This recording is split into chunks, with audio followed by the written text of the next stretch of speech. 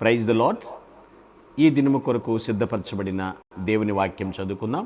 శ్రద్ధగా ఆలకించండి. లూకా సువార్త 9వ అధ్యాయము 59వ వచనం చదువుతున్నారు, విందాం. ఆయన మరి ఒకనితో నా వెంట రమ్మని చెప్పాను.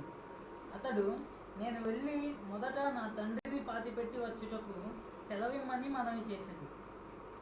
ప్రభునందు ప్రియులారా, ముందుగా మీకు హృదయపూర్వక వందనములు తెలియచేస్తూ ఉన్నాను. ఇక్కడ ప్రభు ఒకరి తర్వాత ఒకరితో మాట్లాడుతున్నాడు. ఒక ఆయనతో మాట్లాడిన మాటలను ఈరోజు మనం ఇక్కడ వివరణిస్తాను. అబ్బాయి నన్ను వచ్చి వెంబడించు అంటే వెంటనే అన్నాడు, అబ్బాయి మా నాన్న చనిపోయాడు, పాతి పెట్టుకోవాలి, సమాధి కార్యక్రమం ఉందని చెప్పేసి వెళ్ళిపోతాడు. అంటే తండ్రి చనిపోయినాడా అప్పటికే, లేదా మనసులో ఉన్నాడా అనేటువంటి విషయం కాదు. కానీ ఆ విషయాన్ని ఇక్కడ లోకా చెప్పట్లేదు.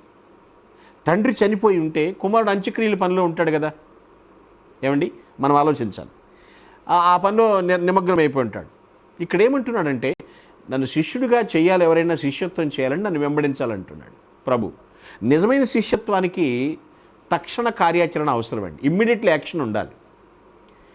నేను నిజమైన శిష్యుడినే, నేను ప్రభువుని వెంబడిస్తున్నానని చెప్పడం కాదు.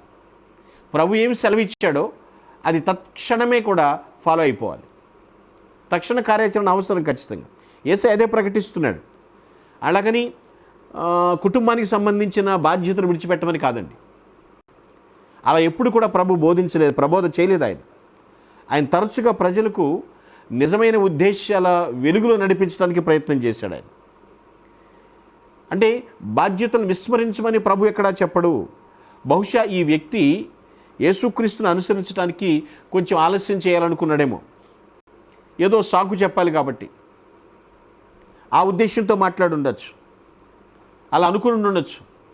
మనం మాట్లాడుకుంటే పిల్లరా, క్రీస్తుని అనుసరించాలంటే ఒక వెల చెల్లించాల్సి ఉందండి. నిజంగా నేను ప్రభు బిడ్డను, నేను ఆయన అనుసరిస్తాను అంటే ఒక వెల చెల్లించాలి. మనలో ప్రతి ఒక్కరూ కూడా త్యాగం చేయాల్సిన అవసరం ఉన్నప్పుడు కూడా మనం ప్రభుని వెంబడించాలి. త్యాగం చేయాలి, అవసరం వచ్చింది, అలాంటి టైంలో కూడా నా వల్ల కాదంటే అప్పుడు కూడా ప్రభుని అనుసరించేవారుగా ఉండాలి. కానీ ఈ వ్యక్తి అలా చెప్పలేదు, సాకు చెప్తున్నాడు. దేవుడు మన కొరకు ఉద్దేశించినటువంటి పని నుండి నన్ను నేను మరల్చుకోవాలనుకున్నాను అనుకోండి, నా కొరకే ఉద్దేశించాడు, నేను ఈ పని చేయాలనుకున్నాడు. అప్పుడు నేనేం చేయాలి? దాని నుంచి నేను తప్పించుకోవాలనుకుంటున్నానంటే ఇక నేను దేవుని రాజ్యానికి తగినవాని కాదు కదా. ఎలా అవుతాను? నేనే చేయాలి, ఈ పనిని నా కొరకు ఉద్దేశించాడు అన్నప్పుడు నేను తప్పించుకునే మాటలు చెప్తూ ఉంటే దేవుని రాజ్యానికి వారసుడిని ఎలా అవుతాను నేను? ఈ మాట గ్రహించాలి పిల్లలు, వాస్తవాన్ని అర్థం చేసుకోవాలి. అదే ప్రభు కోరుతున్నాడు. నన్ను వెంబడించండి అని పిలిచినప్పుడు మనం సమాధానం చెప్పడానికంటే ముందు సుముఖతను వ్యక్తపరచాలి. అంటే నేను ఒక ప్రశ్న వేసినప్పుడు, ప్రభు ఒక ప్రశ్న వేసినప్పుడు ఆ తర్వాత బయటికి సమాధానం రావాలి. ముందు ఎస్. అబ్రహాము దేవుడు పిలిచినప్పుడు అబ్రహామా అనగానే చిత్తం ప్రభువా, ఎంత చక్కగా మాట్లాడాడు.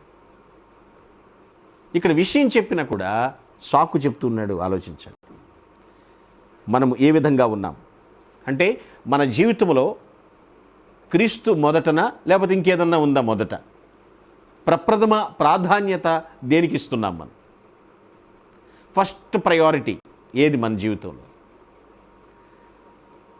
తల్లిదండ్రులు చూడొద్దని చెప్పలేదు ప్రభు, ఇంటి బాధ్యతలు చూడొద్దని చెప్పలేదు, మొత్తం వదిలేసిన నయనకాయలు ఉండిపో, అది కాదు ఆయన అర్థం చెప్పిన విషయం. అది కాదు. ఆయన మనల్ని ఎప్పుడు పిలిచినా, ఎక్కడికి నడిపించినా మనం ఆయన నిరంతరం అనుసరించడానికి ఇష్టపడుతున్నామా?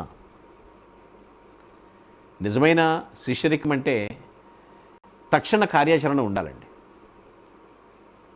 మన జీవితంలో ప్రథమ స్థానం ప్రభుకి ఇవ్వగలుగుతున్నామా? ఆస్తులు, ఇళ్ళు ఇవన్నీ కూడా వదిలేమని చెప్పడం కదని అర్థం. నిబద్ధత మనకు ఉండాలి. ముందు నీ ఎక్స్పెక్టేషన్స్ ఏంటి? నువ్వు దేని కొరకు ముందు యాక్సెస్ అయిపోతున్నావు? నీ ప్రథమ ప్రాధాన్యత ఏమిటి ఆలోచించాలి. మన జీవితాల్లో ప్రతి విషయంలో పిల్లరా ఆయన మొదటి స్థానంలోనే ఉంచాలి మనం. ఏది వచ్చినప్పటికీ కూడా ఏదో అప్డేటెడ్ వచ్చిందని చెప్పేసి కాసేపు ప్రభుని పక్కన పెట్టి చూడండి ఒకసారి, సార్ ఈరోజు మ్యాచ్ ఉంది సార్, రాలేను సార్, ఈరోజు చర్చికి రాలేను సార్ అంటే ఇప్పుడు అప్పుడు దాకా ప్రభు ప్రథమ స్థానం, అక్కడికి వచ్చి ఏమొచ్చి కూర్చుంది, వేరేది కూర్చుంది వచ్చి. ఏది ప్రథమ స్థానం ఇస్తున్నాము?